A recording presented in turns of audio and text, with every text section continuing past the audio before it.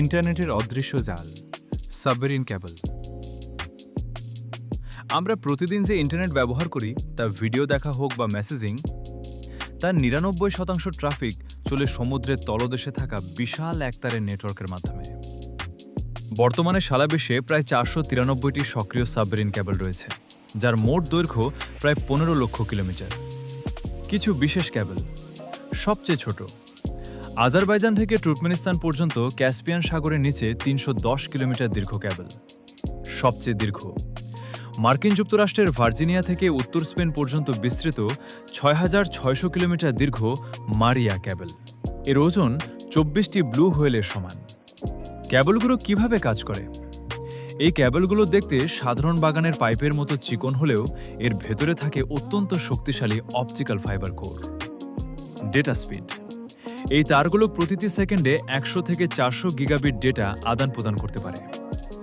Dense wavelength division multiplexing, এটি একটি প্রযুক্তি যার মাধ্যমে লেজারের বিভিন্ন তরঙ্গ দৈর্ঘ্য ব্যবহার করে একই সাথে প্রচুর ডেটা পাঠানো হয়। রিপিটার, প্রতি ৭০ থেকে ১০০ কিলোমিটার অন্তর অন্তর রিপিটার বসানো হয়, যা সিগন্যালকে শক্তিশালী করে। এগুলো সচল রাখতে তারের ভেতর দিয়ে প্রায় ১০,০০০ ভোল্টের বিদ্যুৎ প্রবাহিত হয়। ক্যাবল স্থাপনের প্রক্রিয়া ও চ্যালেঞ্জ। ক্যাবলগুলো বিশাল জাহাজে করে নিয়ে যাওয়া হয় এবং সমুদ্রের তলদেশে বিছিয়ে দেওয়া হয়।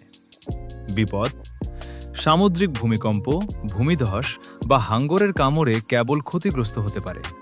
তবে সবচেয়ে বেশি ক্ষতি হয় মানুষের অসাবধানতায়, যেমন জাহাজের নোঙর বা মাছ ধরা জালের টানে।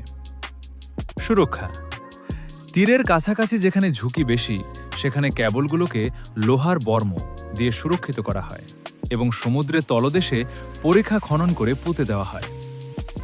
মালিকানা ও ভূ রাজনীতি, আগে মূলত সরকারি বা টেলিকম কোম্পানিগুলো, যেমন AT&T, চায়না টেলিকম, এই ক্যাবলগুলোর মালিক ছিল, কিন্তু বর্তমানে ফেসবুক, গুগল, অ্যামাজনের মতো টেক জায়ান্টরা নিজস্ব ক্যাবল নেটওয়ার্ক তৈরি করছে। ভূ রাজনীতি ও নিরাপত্তা, ২০১৩ সালে এডওয়ার্ড স্নোডেন প্রকাশ করেন যে NSA ফাইবার অপটিক ক্যাবল থেকে তথ্য সংগ্রহ করে। নিরাপত্তার খাতিরে অনেক সময় এক দেশ অন্য দেশের ক্যাবল কোম্পানিকে নিষিদ্ধ করে, যেমন অস্ট্রেলিয়া চীনের হুয়াওয়েকে নিষিদ্ধ করেছিল। ভবিষ্যৎ কি? ওয়্যারলেস। অনেকে মনে করেন ইলন মাস্কের স্টারলিংক স্যাটেলাইট ইন্টারনেট এই তারের প্রয়োজনীয়তা ফুরিয়ে দিবে। তবে বর্তমানে ইন্টারনেটের বিশাল পরিমাণ ডেটা দ্রুত এবং সস্তায় পাঠানোর জন্য সাবমেরিন ক্যাবলের কোনো বিকল্প নেই।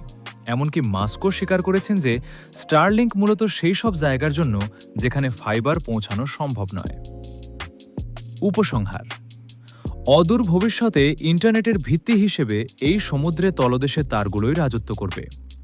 গুগল এবং ফেসবুক ইতিমধ্যে অ্যাপ্রিকট এবং টু আফ্রিকা নামক আরও বিশাল দুটি প্রজেক্ট হাতে নিয়েছে, যা বিশ্বকে আরও নিবিড়ভাবে যুক্ত করবে।